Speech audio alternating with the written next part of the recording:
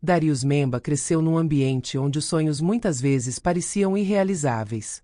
Os subúrbios norte, uma cidade que deixou para trás o estigma da pobreza e da marginalização, era um lugar onde a esperança era um bem raro. As ruas estavam muitas vezes desertas, os edifícios decrépitos e as empresas fechadas. Era um lugar onde as pessoas lutavam todos os dias para sobreviver, não para prosperar. A comunidade estava dividida entre aqueles que tentavam escapar deste ciclo vicioso e aqueles que, resignados, aceitaram uma vida marcada pela sombra do desemprego, pelos preconceitos sociais e por um sistema educativo que parecia não ver os talentos escondidos sob a superfície. Vindo de uma modesta família congolesa, a vida de Darius não foi fácil. Sua mãe, Grace, lecionava em uma escola primária local. Ela era apaixonada por sua profissão, acreditando profundamente que a educação era a chave que poderia abrir todas as portas.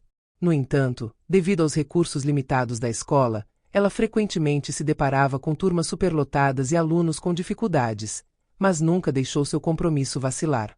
Darius a via chegar em casa todas as noites cansada, mas orgulhosa do impacto que causava em seus alunos, trazendo-lhes muito mais do que conhecimento acadêmico. Ela lhes oferecia esperança de um futuro melhor. Seu pai, Jorge, trabalhava em uma fábrica de metal, passando os dias soldando e fabricando peças. Ele era um homem nas sombras, sem um status social elevado, mas era o pilar da família, trabalhando incansavelmente para suprir as necessidades de sua casa. Jorge, porém, nunca teve a oportunidade de realizar seus sonhos ou de acessar o ensino superior. No fundo, ele esperava que seu filho tivesse uma chance que ele mesmo não teve. Para ele, Darius era a promessa de um futuro diferente, onde a cor da pele não teria que ser uma barreira na busca pelo sucesso. Neste ambiente familiar imbuído de valores sólidos, Dario cresceu, ao mesmo tempo que testemunhava a luta diária dos seus pais. O que teve um impacto profundo na sua juventude foi o contraste entre a luta da sua família para encontrar um lugar no mundo que lhes oferecia poucas oportunidades e o óbvio abandono das pessoas do seu bairro por parte do sistema. Dario rapidamente compreendeu que a justiça não era simplesmente uma questão de lei ou legalidade, mas uma questão de poder. Aqueles que a tinham, usavam-na em seu benefício, e aqueles que não a tinham muitas vezes tinham de lutar incansavelmente para se fazerem ouvir. Desde muito jovem, Dario se destacou pela sua extraordinária inteligência. Ele absorvia livros como uma esponja. Quando as outras crianças brincavam nas ruas empoeiradas, ele preferia mergulhar nas histórias de Victor Hugo, nas biografias de grandes líderes ou nos livros de filosofia. A biblioteca municipal era o seu refúgio. Neste espaço silencioso, ele descobriu mundos que lhe eram inacessíveis, mas que, aos seus olhos, eram as chaves para compreender e mudar o mundo ao seu redor. Não houve criança mais diligente do que ele, seja na história, na literatura ou mesmo nas ciências sociais. Porém, o que transformaria sua vida foi um acontecimento significativo que viveu aos 15 anos, ainda no ensino médio.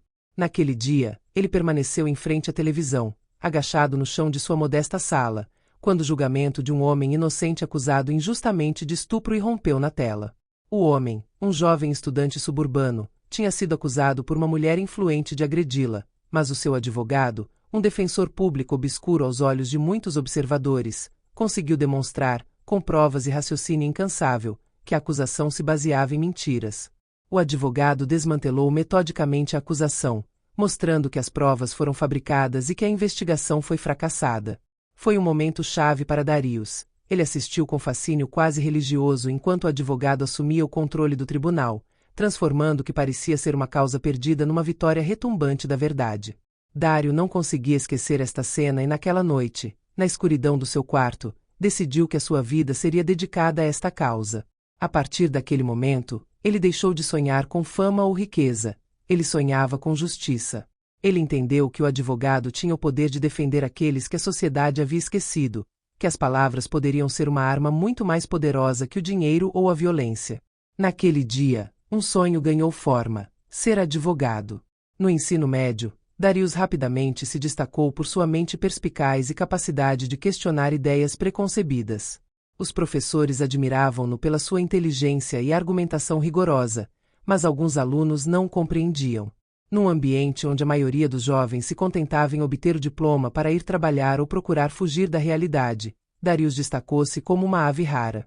Ele passou horas estudando arquivos, processos judiciais e textos jurídicos para se preparar para o futuro que já havia escolhido. Mas não foi fácil. Os obstáculos eram múltiplos.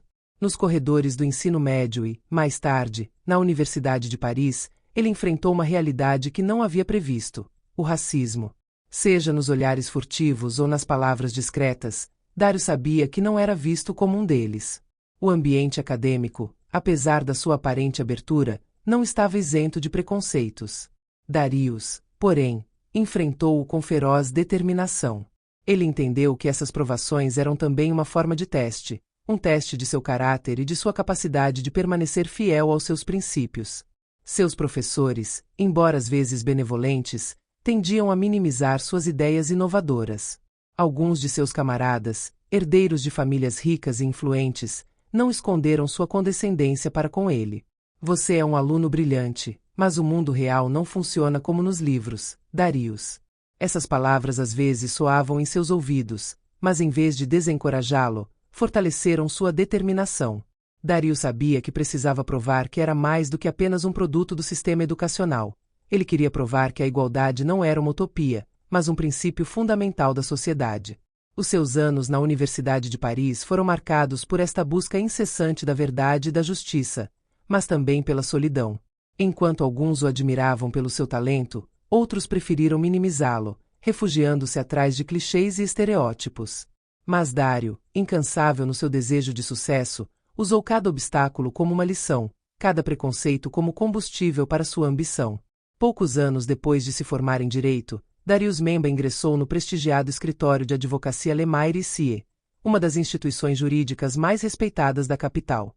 Foi uma honra para ele iniciar sua carreira em um ambiente tão prestigiado, mas ao chegar, Darius entendeu que o escritório não tinha uma política de diversidade verdadeiramente forte. Muitas vezes encontrava-se sozinho numa sala onde os outros advogados eram todos brancos, de famílias burguesas, tendo estudado nas melhores escolas. Mas Darius não deixou que essas diferenças o definissem. Pelo contrário, ele viu isto como uma oportunidade única, uma oportunidade de demonstrar que era mais do que apenas um representante da sua comunidade, que podia redefinir as expectativas da profissão, um caso de cada vez. O olhar dos outros, às vezes benevolente, mas muitas vezes condescendente, não o intimidava. Ele cresceu enfrentando preconceitos, dúvidas e obstáculos invisíveis a cada passo do caminho. Aqui não foi diferente. Muitas vezes ele se lembrava das palavras de sua mãe, Grace, que lhe disse: "A melhor maneira de brilhar, meu filho, é garantir que ninguém possa ignorar a sua luz, mesmo na escuridão mais profunda." Estas palavras guiaram-no durante os seus anos de formação e agora, neste cargo de prestígio, empurraram-no não apenas para existir nas sombras, mas para criar um lugar para si mesmo, para transformar esta diversidade numa força motriz. Seu primeiro grande desafio veio ao final do primeiro ano no escritório. Ele havia trabalhado muito em casos mais simples, mas quando foi informado de que teria que defender um homem acusado de homicídio, a gravidade do caso tornou-se imediatamente evidente para ele. O caso dizia respeito a Malik Dien, um jovem negro de origem senegalesa, acusado de matar um homem branco num bairro operário da cidade.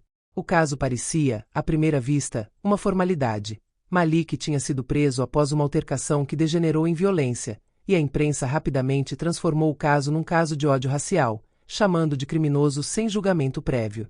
A firma Lemire & Cie tinha um nome a defender. A pressão para vencer este julgamento era enorme, mas o que preocupava Darius não era apenas vencer. O que o assombrava era a pressa com que todos pareciam ter condenado Malik, simplesmente por causa das suas origens e estatuto social. Darius sabia que a justiça não poderia ser feita com base em preconceitos. Se Malik fosse inocente, Darius teria que fazer tudo o que pudesse para revelar a verdade, independentemente dos obstáculos que estivessem no seu caminho. Ele mergulhou de corpo e alma no arquivo. As imagens de vigilância do local da altercação estavam borradas, mas claras o suficiente para Darius detectar inconsistências no depoimento da promotoria. Ele interrogou testemunhas, procurando detalhes que outros advogados poderiam ter esquecido, como a posição dos corpos, os movimentos dos envolvidos, os sons ouvidos durante a altercação. Cada pequeno detalhe importava. Os procedimentos policiais foram mal feitos, o depoimento de uma testemunha-chave parecia estranho e as provas físicas lançaram sérias dúvidas sobre a culpa de Malik. Dário dedicou noites inteiras preparando sua defesa. Cada elemento, cada testemunha, cada pista foi analisada ao microscópio. Ele sabia que não se tratava apenas de um simples julgamento criminal. Este julgamento teve implicações muito mais profundas na percepção da justiça pela sociedade, particularmente no que diz respeito à discriminação racial sistêmica no sistema de justiça. Foi uma rara oportunidade para ele superar expectativas e provar que a justiça não deveria ser um privilégio dos poderosos, mas um direito de todos, independentemente de raça ou classe. O dia do julgamento finalmente chegou e a sala do tribunal estava lotada. O ambiente estava eletrizante, repleto de jornalistas, curiosos e espectadores ansiosos por saber o veredicto. Darius entrou na sala do tribunal com seu terno impecável, sua postura ereta e seus óculos finos, que davam ao seu olhar um brilho de determinação. Ele não estava lá para impressionar os outros, mas para fazer o seu trabalho com absoluta integridade. A multidão ficou em silêncio enquanto ele se sentava, observando o juiz à sua frente. O juiz Lambert, um homem de 60 anos, uma figura imponente da justiça, respeitado pelo seu rigor, mas também temido pela sua intransigência. Muitos de seus colegas advogados alertaram Darius sobre a dureza do juiz Lambert, que parecia ter pouca paciência com jovens advogados, muito menos com o advogado negro de um bairro de classe trabalhadora. O promotor, Jean-Pierre Dupont, um homem de 40 e poucos anos, era um veterano do tribunal. Ele era conhecido por sua competência, mas também por sua tendência a se guiar por estereótipos raciais em seus casos. Darius sabia que teria de enfrentar não só as fraquezas do caso da acusação, mas também os preconceitos profundamente enraizados no sistema judicial. O julgamento começou e Dupont não perdeu tempo em apresentar o seu caso. Segundo ele, Malik Dien matou um homem sem motivo, um ato de violência gratuita motivado por ódio racial. Dupont confiou no depoimento de testemunhas que, em sua maioria, descreveram Malik como o agressor neste caso. A imprensa já havia julgado Malik culpado e Dupont aproveitou para reforçar essa imagem do negro violento e perigoso. Era uma história simples e clara em que o público poderia facilmente acreditar. Mas Darius não era do tipo que se deixava intimidar. Ele se levantou com uma confiança tranquila, a cabeça erguida e começou sua argumentação. Ele não precisava gritar ou fazer drama. Sua voz, calma e comedida, ainda carregava uma força inegável. Meritíssimo, disse ele, olhando para o juiz Lambert, antes de se voltar para o júri. A acusação baseia-se em suposições e preconceitos, mas não estamos aqui para julgar as origens do meu cliente, nem a cor da sua pele. Estamos aqui para julgar os factos, e os factos, tal como são, mostram um lado completamente diferente. Darius começou seu discurso com a mesma determinação serena que sempre demonstrara em seus casos anteriores, mas desta vez sabia que cada palavra contava. Ele foi direto ao cerne do caso da promotoria, desmantelando metodicamente as inconsistências nos depoimentos das testemunhas. Um por um, ele apontou elementos negligenciados ou deliberadamente omitidos, que havia examinado cuidadosamente durante dias. Testemunhas de acusação descreveram Malik Dien como um agressor impulsivo, um homem possuído pela raiva. Mas Darius continuou investigando, explorando todos os ângulos para revelar a verdade escondida por trás dessas histórias. Ele começou destacando contradições flagrantes no depoimento. Uma testemunha, que afirmou ter visto detalhadamente a altercação, aparentemente não mencionou um facto crucial. Havia uma segunda pessoa presente, outro homem, que parecia estar envolvido na escalada de violência. Um homem que a polícia nunca havia interrogado e ao qual os relatórios iniciais não faziam menção. Darius insistiu neste ponto. Como é que esta testemunha, embora central para a acusação, se esqueceu de mencionar outro indivíduo envolvido no incidente? Fez uma pausa, deixando o silêncio pesar fortemente na sala do tribunal. Todos os olhares se voltaram para a acusação, e Dupont, o promotor, não conseguiu esconder o seu desconforto com esta revelação. Mas isso foi apenas o começo. Darius apresentou as gravações de vídeo, imagens de câmeras de vigilância localizadas próximas ao local do crime, que haviam sido subaproveitadas durante a investigação. Os vídeos mostravam claramente Malik, não como agressor, mas como um homem que se defendeu depois de ser atacado primeiro. As imagens, claras e indiscutíveis, provaram que Malik não iniciou a violência, mas que foi forçado a agir para se proteger. Esse detalhe simples, mas impactante, abalou o público. O procurador, que baseou seu caso numa história de violência gratuita, viu a sua história desenrolar-se diante dos olhos de todos. No entanto, isso ainda não foi tudo. Darius deixou seu último trunfo para o final.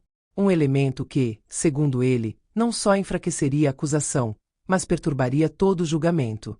Ele apresentou o teste de DNA realizado na arma do crime. Os resultados foram claros. O ADN encontrado no cabo da arma não correspondia ao de Malik, mas sim ao de outro indivíduo, um homem com antecedentes criminais obscuros, conhecido pelas autoridades, mas nunca questionado neste caso. O silêncio que se seguiu a esta revelação foi ensurdecedor. O promotor tentou esconder o choque, mas não conseguiu mais esconder a fraqueza de sua posição. O juiz Lambert, que até então ouvia com atenção silenciosa, levantou-se de repente, visivelmente impressionado com a profundidade da investigação. Ele voltou seu olhar para Darius, e sua voz, geralmente firme e autoritária, traía um certo respeito. Como você descobriu isso? Esta não foi uma questão trivial. Foi um gesto de sincera admiração pelo rigor e tenacidade do jovem advogado. Dário, indiferente à atenção, respondeu calmamente: a justiça não se encontra em suposições, mas na verdade. E a verdade, meritíssimo, às vezes se esconde onde não queremos procurá-la. Suas palavras ecoaram na sala, marcando uma virada decisiva no julgamento. Depois de uma longa deliberação, onde os jurados tiveram que examinar cuidadosamente as provas e os argumentos apresentados, o veredicto finalmente foi dado. Inocente, disse o juiz Lambert com voz séria. O peso do momento foi sentido em toda a sala. Malik Dien, com as mãos trêmulas, recebeu a notícia com uma expressão de descrença, antes que a sala se enchesse de sons de parabéns e aplausos. Malik foi absolvido. Mas para Dário não houve triunfo visível. Ele não sorriu, não levantou os braços em sinal de vitória. Para ele, esta vitória foi apenas um passo numa luta muito maior. Ele sabia que não era o fim, mas um começo. Mais uma prova de que uma vitória, por mais importante que fosse, não garantia justiça para todos. Este caso foi apenas uma gota no oceano da justiça que ainda é muitas vezes marcada por preconceitos raciais e sociais. À medida que a sala se esvaziava, o juiz Lambert, num gesto inesperado, aproximou-se de Darius. Ele estendeu a mão, um sorriso genuíno iluminando seu rosto. Você me impressionou, jovem. Você é uma estrela em ascensão neste campo. Você não apenas provou sua competência, mas também sua capacidade de mudar as regras. Este elogio, vindo de um homem tão respeitado como Lambert, foi um reconhecimento raro e precioso. Mas Darius, fiel à sua natureza, simplesmente respondeu: a justiça não é uma questão de competência pessoal, é uma questão de dever para aqueles que não podem se defender. Não foi uma humildade fingida, mas uma convicção profunda.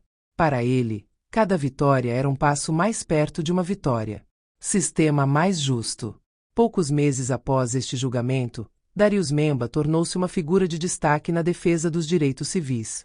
Era agora um advogado respeitado pelo seu rigor, pela sua integridade, mas também pela sua capacidade de defender aqueles que a sociedade muitas vezes tinha esquecido. Cada vez mais clientes procuravam sua ajuda, confiantes de que Darius, sem se deixar esmagar pelo sistema, faria de tudo para trazer a verdade à tona. Ele sabia que este caminho estava repleto de armadilhas, que o sistema era poderoso e muitas vezes resistente à mudança. Mas, tal como tinha feito naquele dia, estava pronto para derrubar barreiras, para redefinir o que a justiça poderia ser e para encarnar um futuro onde a justiça não seria um privilégio para alguns, mas um direito para todos.